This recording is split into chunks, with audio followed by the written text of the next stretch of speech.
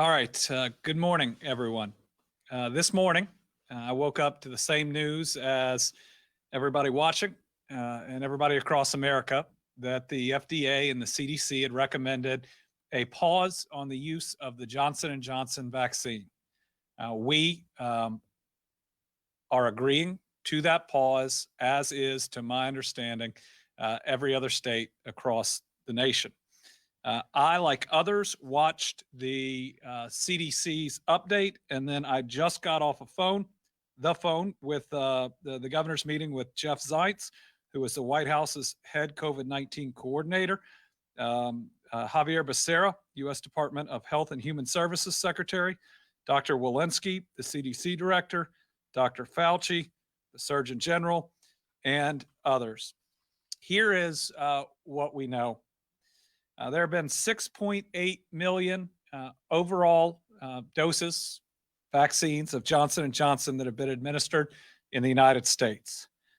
6 individuals have developed blood clots from that 6.8 million. Each of those individuals was a woman between 18 and 48 years old. And when they started the onset of symptoms, when this developed, was between 6 and 13 days for each of them. We were told that we should expect this pause to be days to possibly a week, but that it is likely not to be longer than that. And they believe that they will find the Johnson & Johnson vaccine to be safe to administer in the future. The pause, we were told, is for 2 major reasons. Number one, to determine how many cases are truly out there. If there are more than just 6, certainly with AstraZeneca, more were found at the time of the pause. The second, and Dr. Stack may talk about this a little further, is the importance of educating our medical providers on the appropriate treatment for these clots, because it is different than the treatment you would normally do in a blood clot situation. So, at least in their reasoning, without the pause, the chance to execute people who have this reaction could potentially get the wrong type of treatment, which could harm them further. At least one of those 6 individuals, we believe, has passed away as well. Obviously, this isn't good news, but it is also not crippling news for our vaccination efforts. Kentucky has received very little Johnson & Johnson, as has the country, in terms of overall vaccination programs. It has mainly been used in Kentucky with independent pharmacies, or in our corrections institutions to reach difficult-to-reach populations, and some other areas across the state in our regular programs. To my knowledge, we have not seen any side effects like this clotting in Kentucky. Kentucky right now has lots of Pfizer and Moderna vaccines, meaning anybody out there who has a J&J appointment in the next couple days, when that's going to have to be canceled, it cannot be administered in the next couple days, can sign up in their area and should be able to get in even this week for their first dose of Pfizer or Moderna. Remember, millions upon millions of people have received those vaccines. They are highly safe. In fact, Pfizer in the field is proving more than the 90+% effective it was in the trials. It is significantly decreasing death and illness across Kentucky, as is that Moderna vaccine. We need people, absolutely need you, to get that Pfizer and Moderna vaccine so that we can hit our 2.5 million adult goal of vaccinations in Kentucky, but also so we can get towards herd immunity. Now, both Dr. Fauci and Dr. Walensky did put this into context, and this is important if you've gotten this vaccine, and also how to look at the risk and whether or not you should get another vaccine. So thus far, from what they've seen, you have less than a 1 in 1 million chance of developing these clots if you've gotten the J&J vaccine. Less than 1 in a million. So if you've gotten the vaccine, there's likely no reason to worry. If you're less than 2 weeks, just watch for certain signs that, again, Dr. Stack will talk about. But that less than 1 in 1 million, That when you compare it to your risk, not of just of getting COVID, but of dying of COVID. If you look at the deaths we've had in the United States versus the overall population, it's 1 in 558. So again, just basic math. Right now, you have less than a 1 in 1 million chance for getting these clots if you get the J&J vaccine, while you have a 1 in 558 chance. And again, those odds aren't moving in our favor of dying of COVID. So get a vaccine. Incredibly important during this period of time. And we cannot let this slow us down. And it shouldn't slow us down. The United States, between the pharmacy program and what's directly coming to states, is going to get about 1.85 million more doses of Pfizer and Moderna this week. We ought to be able to make up any loss of appointments from J&J through the use of Pfizer and Moderna. So if we can, in many ways, step back to the very beginning of this pandemic, stay calm. It looks like the risk here is very, very small versus the really significant risk of being harmed by COVID. They're being careful. They want to make sure they can treat anyone who has a side effect because of this vaccine. But we even believe that the Johnson & Johnson vaccine is likely to be up and running and maybe directed at a different population, but still back in the fold soon. Meanwhile, you have 2 incredible vaccines out there that can help us defeat this virus. With that, I'm going to turn it over to Dr. Stack, and then we'll come back. And I know we've got a lot of questions, a lot of journalists on the line, and some written questions too. We'll do our best, all of us being patient to get through what we can, and then knowing what we know. Obviously, this being something that we only learned about this morning when we woke up, just like y'all, but we're going to make it.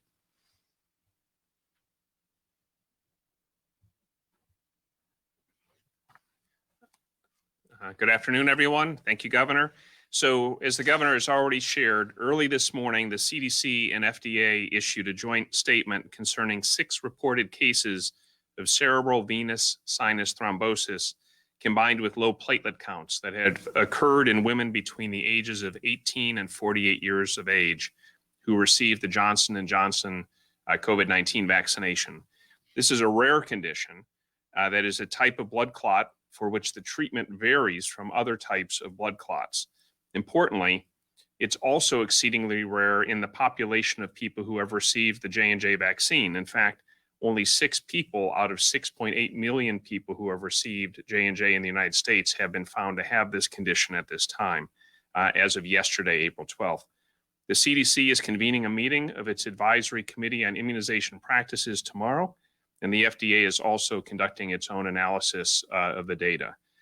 Until these analyses have been completed, the FDA has advised that J&J COVID-19 vaccine administrations be paused.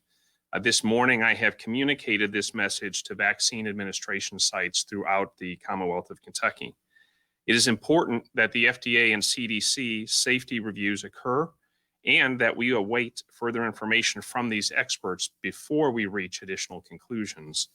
That this concern has been identified in as few as 6 people out of more than 6.8 million people vaccinated should be a reassuring sign that the safety surveillance systems in place are operating as intended. While this process unfolds, people who have received the J&J vaccine who develop a severe headache, abdominal pain, leg pain, or shortness of breath within 3 weeks after vaccination with J&J should contact their healthcare provider. It's important to note that this will continue to evolve, but all the individuals who have been identified so far have been identified within 2 weeks of receiving the J&J vaccine. And if you are more than 4 weeks out, it is incredibly unlikely you'll have this problem. So you should be further reassured if that's the case. As of yesterday, more than 120 million Americans have received at least 1 dose of either the Pfizer BioNTech, Moderna, or J&J vaccine with a remarkable safety profile. Further, the vast majority of these vaccinations have been provided with Pfizer BioNTech or Moderna, neither of which have shown any sign of this concern. It's important to remain mindful that COVID-19 is a dangerous disease that in just a single year has taken the lives of nearly 3 million people worldwide, approximately 560,000 Americans, and more than 6,200 Kentuckians. Safe and effective vaccines are a critical tool to protecting our people and putting this pandemic behind us. We remain committed to keeping you informed and updated as the situation evolves. And again, the governor has already shared very compelling statistics that show that the relative risk of harm from COVID enormously outweighs the risk of any potential harm from a vaccine. But we're committed to giving you information as quickly and as accurately as you receive it. And I continue to encourage all Kentuckians to please continue to seek vaccination so we can put COVID behind us. Over the next few days, J&J will be paused. And remember, whenever you receive a medication, you should always be able to ask the clinician offering it to you what it is, and your vaccination card will show what it is. So there should be no uncertainty before you receive a vaccine what you are receiving, nor should there be afterwards what you received, because your documentation will show that very clearly. If you have any more questions, we'll be available. Thank you.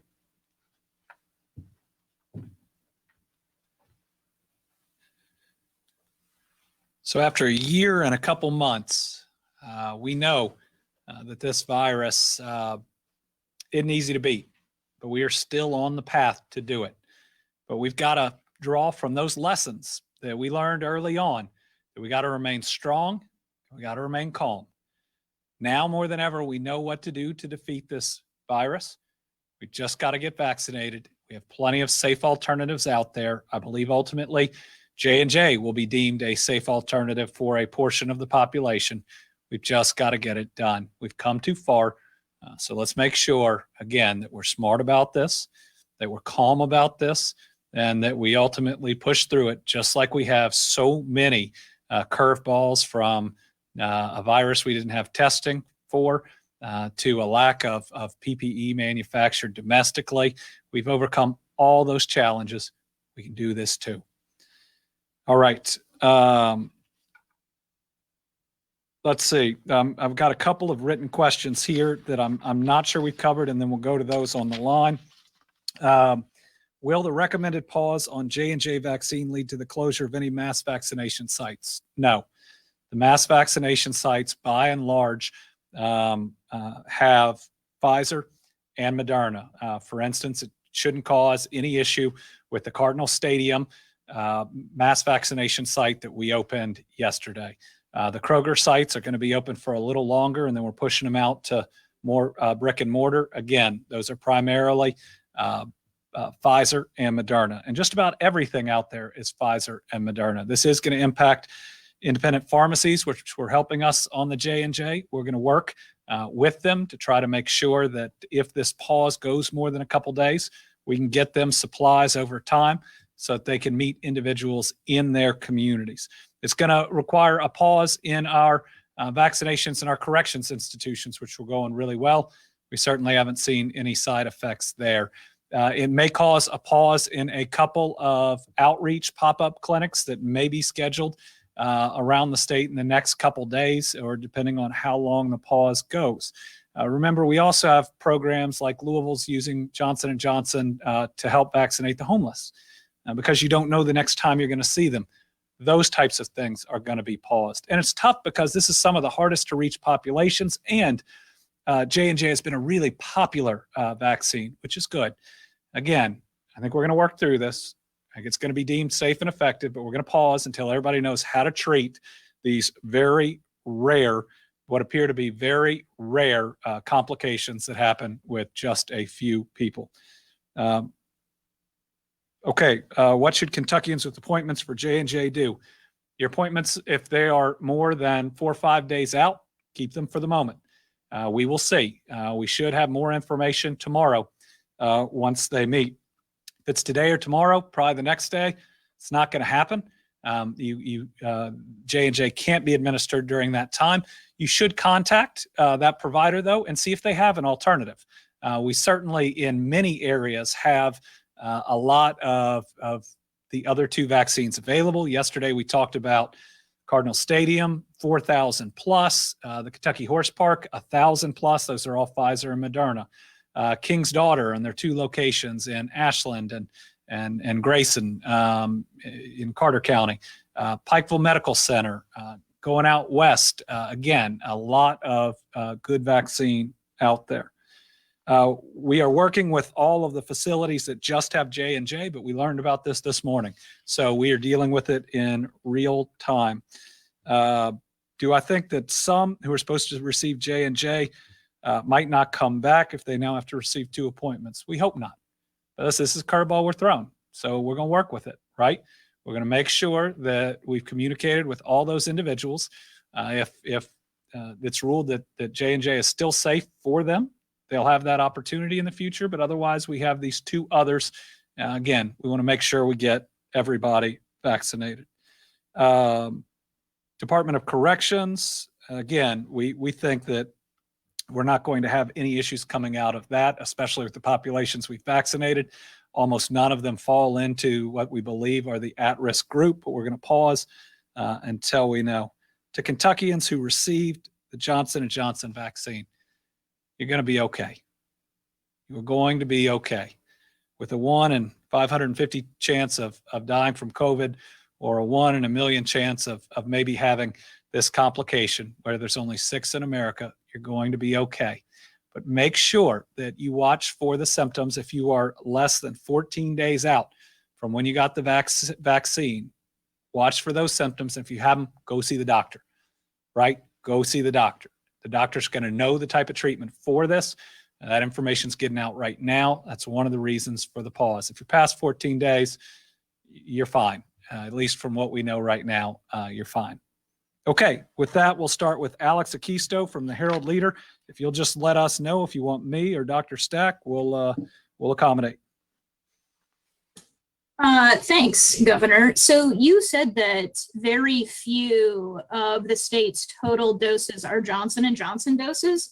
Could you give a more ballpark figure? I think nationally, the Biden administration said 5% of the shots administered are Johnson & Johnson. Is it along the same lines in Kentucky? And also, you mentioned some of the areas where vaccinations may be paused. Is the goal to swap those Johnson & Johnson doses out for Pfizer and Moderna, or are you going to wait and see first? So, Steve, our percentage about what the national is? We have about 210,000 doses of J&J shipped into the state. It's going to be the same as So Dr. Stack and I were just talking. It should be the same as the national, but we had one of our bigger shipments last week, a significant amount of which may not be administered yet. So from actual shots in arms, I would say we are probably a little south of the 5% nationally. But when they put out that figure, again, they're pushing it out per population.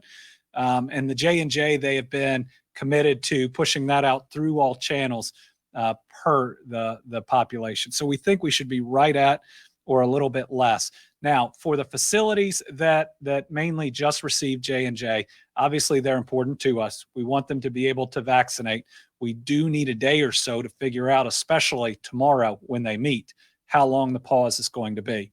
If the pause is only going to be 3 or 4 days, shipping next week that other type of vaccine isn't going to be helpful to their program, how they have it set up. If it's going to be longer than that, yes, we will work with those options. We know that everybody has a niche or a means, a group that they can reach that others can't. So we'll be working with all the providers to make sure, again, if this lasts longer than a couple of days, that everybody has the opportunity to continue vaccinating. Debbie Yetter from the Courier-Journal.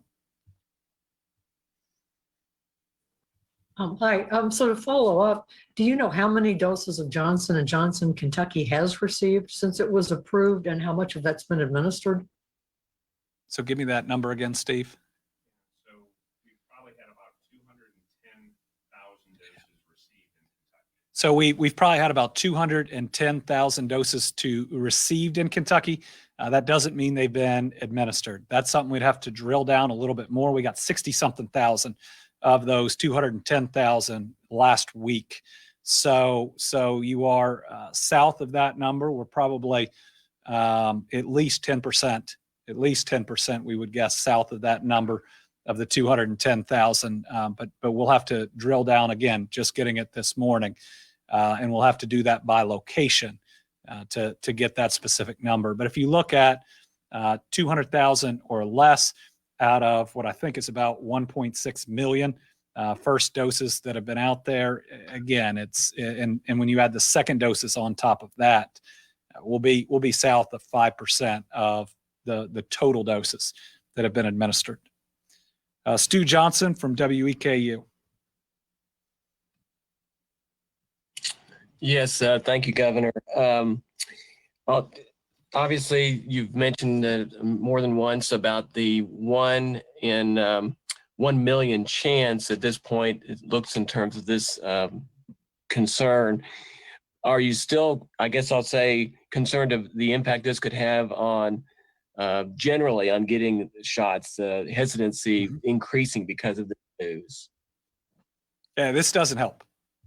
I've pledged to be transparent from the very start. When we're facing something good, bad, or ugly, this doesn't help. And our goal is going to have to be to communicate and communicate and communicate, especially with those that may have been leaning towards getting vaccinated. If it was the J&J, what does this news do to their psyche or where they are?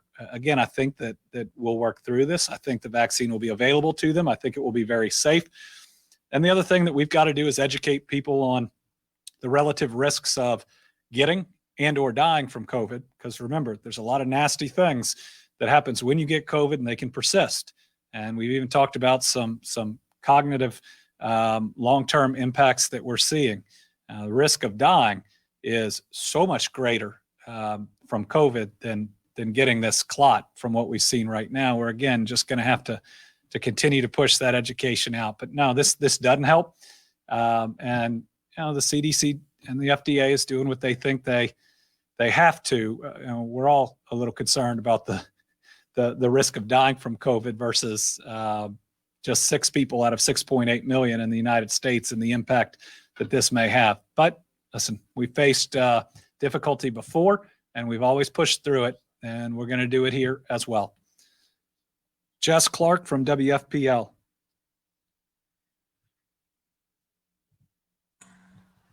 Hi, Governor. So it's from my understanding that the Johnson & Johnson vaccine was particularly helpful in rural communities that don't have, Walgreens or that don't have, access to the Pfizer and Moderna. Are you concerned that this pause could impact those communities more significantly than others that have access? And if so, kind of what does the plan look like to get other vaccines to those pharmacies if this pause is extended? So I think if you look at our map right now, where we are, having extended to all Kroger's, having the federal pharmacy program supplying things other than Johnson & Johnson to pharmacies everywhere as well, the federally qualified community health centers, that we now have Pfizer and Moderna everywhere. And we read out on Mondays and Thursdays where there are 1,000+ doses, 1,000+ appointments. And there's 1,000+ appointments within a 45-minute drive at this point of just about everybody. So there is no longer a overall access issue, but there are populations that have been harder to reach. Some urban, some rural, some where we have other barriers, transportation. And so I don't necessarily think it's just a rural. I think it harms us in reaching populations, any population where we don't think we can get the person back a second time. So I really think there's subsets in both. But we definitely have the network right now to where if you were going to get J&J in the next week anywhere in the Commonwealth, we can get you a Pfizer or Moderna. There's Dr. Stack just said the same. There is plenty out there. Carolina Buszczyk from WLEX. Hi, Governor. I believe my question would actually be better for Dr. Stack, if you don't mind swapping out. I take no offense.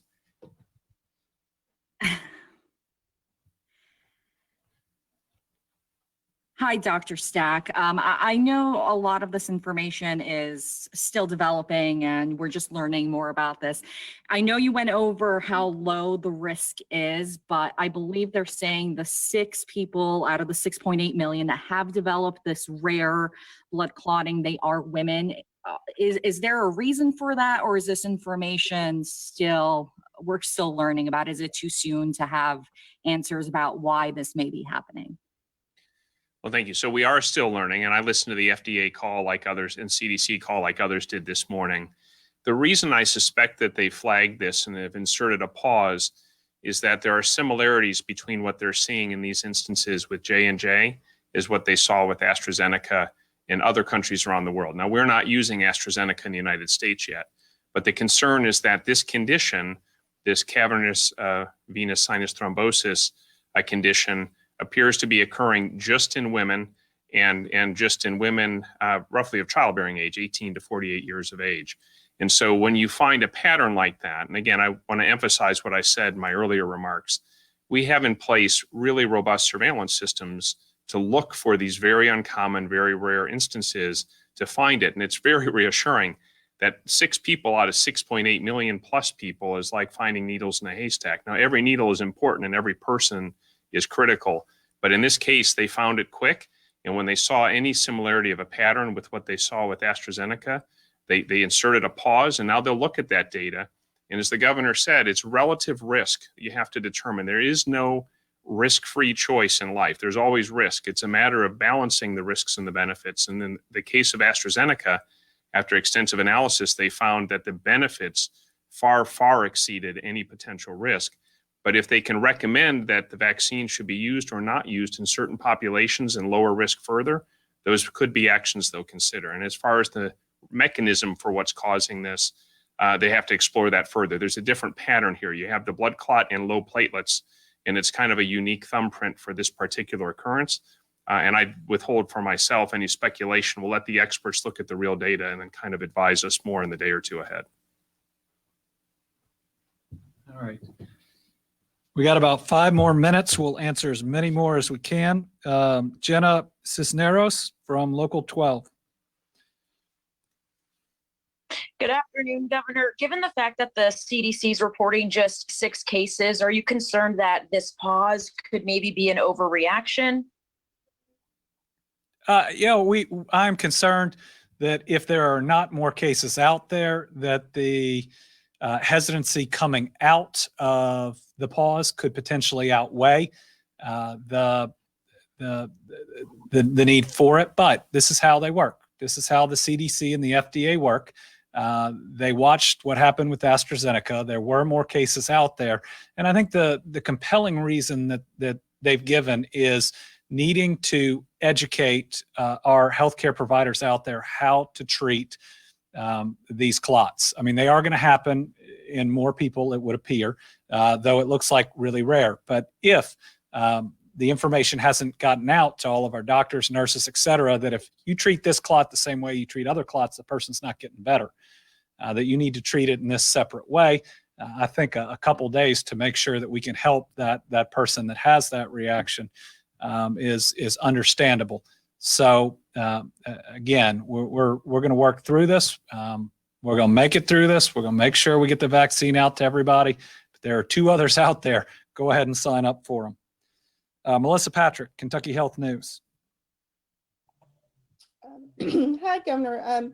Is there any plan to do any sort of outreach to the Kentuckians who have received the J&J to let them know specifically about the signs and symptoms to look for, but to also to be proactive in their healthcare so that when they see their provider that they can say, hey, make sure you treat me correctly? Well, we're going to be working primarily with the providers that provided those vaccines, which is the first place that those individuals are going to call. We're working through those protocols right now. Haven't learned about it this morning. Haven't just gotten through the CDC press conference.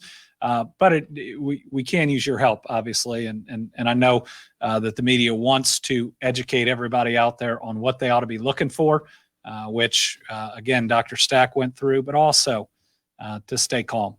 That if you've gotten first of all, if you've gotten Pfizer, Moderna, and you have the low-grade fever, the headache, that's normal. It has nothing to do with any of this. None of this is related to Pfizer or Moderna at all. If you get J&J and on the day that you get it, you have some of those things, again, that's not what we're seeing through this. This is a pretty severe reaction, again, that's occurring almost a week after that we just got to make sure that individuals are prepared for. But we're going to learn more tomorrow, just like everybody else when we watch that meeting. All right, Jose Neil Donis, Aldea in America.